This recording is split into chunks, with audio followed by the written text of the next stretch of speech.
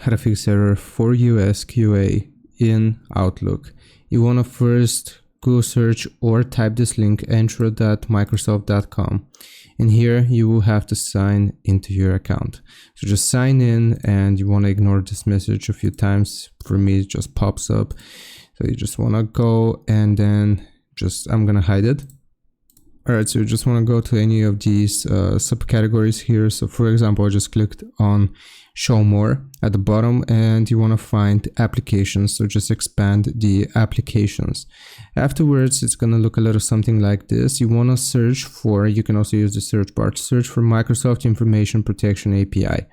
So once you go to this page, all you have to do in order to resolve this issue is go into properties here under manage, and where it says enable for users to sign in, it's going to be toggled no. You want to toggle yes, and that is going to fix issue or the error 4US EQ in Microsoft Outlook.